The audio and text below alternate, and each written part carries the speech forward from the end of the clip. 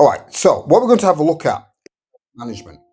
To many, it's what's that? It's not very interesting. Oh my god, what we're doing in science, we're doing waste management. Oh no, what's that? So to many people, it's not an interesting topic, and mostly because you only see the superficial part of it. So one part that we looked at was potable water, drinking water, right? But we're going to have a look at it in more detail. But we're going to have a look at two interesting words: bioaccumulation and eutrophication. So they're very interesting words in that they sound very tough. The ideas are quite interesting behind them. Right, so waste management. So as there are more and more people born on Earth, we start making more and more rubbish every single day. All right.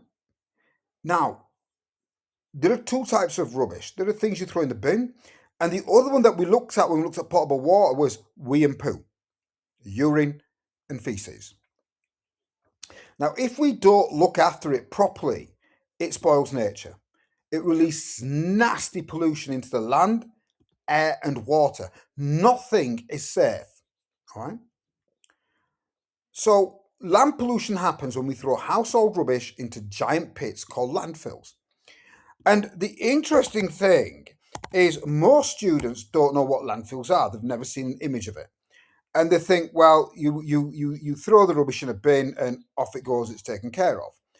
It really isn't. So what we do in landfills is, let me just go over here and I'll just drop an image of a landfill over there. This is where your rubbish ends up. And can you imagine the land that we've torn up and dumped that in?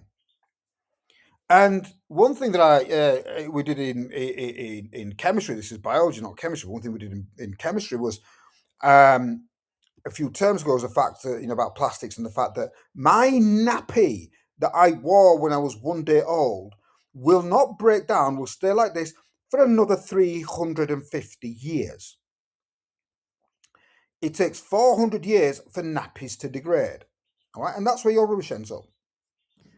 Okay, now, water pollution, that happens when dirty water from our toilets, it's called sewage, or farm chemicals wash into rivers and oceans. And you have this idea in your head, well, we live in, I'm from England. It's the sixth, seventh richest country in the world, and, it doesn't happen here. Yes, it does. Water companies will dump raw sewage, that means untreated human waste, into rivers and streams. Now, air pollution happens when cars, buses, big factories breathe out dark smoke and toxic gases into the sky. And you've seen that. You've seen it when you're on the road and there's a car going, and even as much as we've done in making the fumes, the exhaust cleaner, there's still so much kicking out. All right, now let's talk about this word bioaccumulation. And one thing I think is really important is that you guys really understand and start learning words that can sound very hard and are even very difficult to say. So, bioaccumulation is when small amounts of poisons and chemicals build up inside the body of living creatures over time. It happens because a chemical is trapped in the animal's body and it cannot break it down and get rid of it. So, what happens is, and this is quite nice, but I prefer images. So, what happens is, these are pesticides. These are things that farmers spray on plants to kill the insects. All right. When it rains, it gets washed away, or it gets taken up by small plants. Small fish, now once it gets washed away, it ends up in a stream or a river. So the plants in the stream and the river take it up. They cannot break it down, so it stays inside them.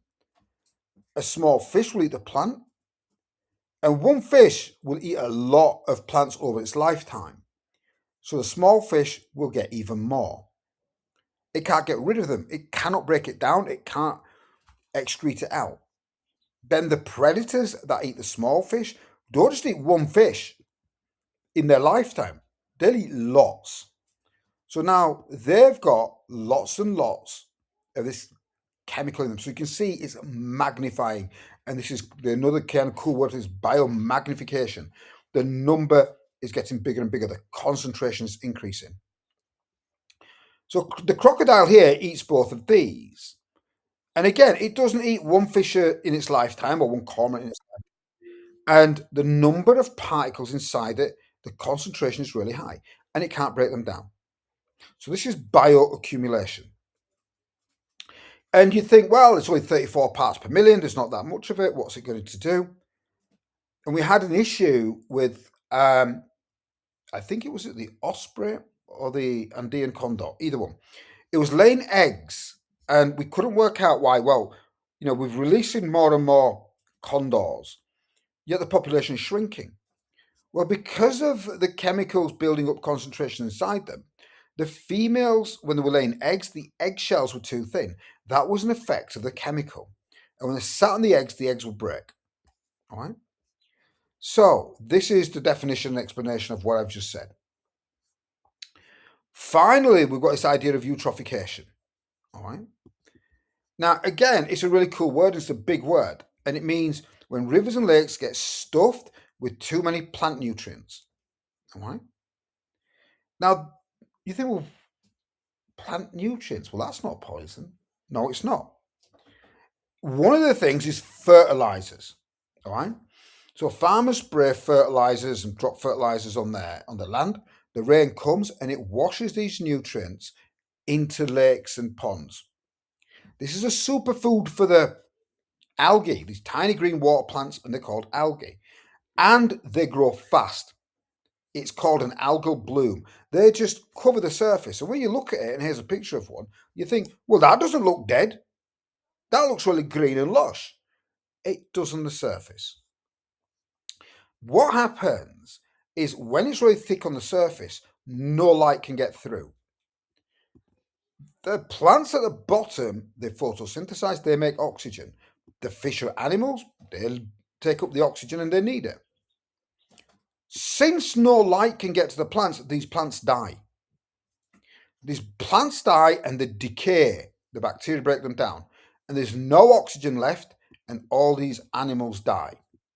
So in this picture, you've got this green, lovely looking pond, but below the water it's dead and stinky. There's no fish, there's no living creatures down there.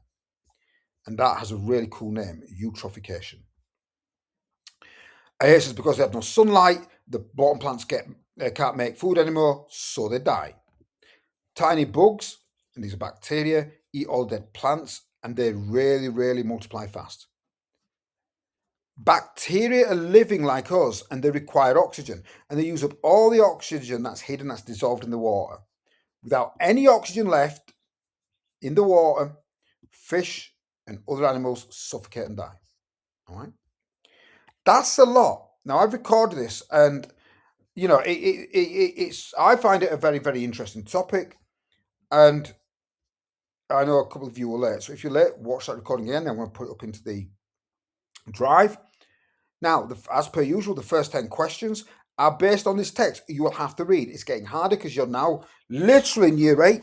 Today is A-level chemistry and a GCSE paper, and it literally means we are coming to the end of the year. All right? Okie doke.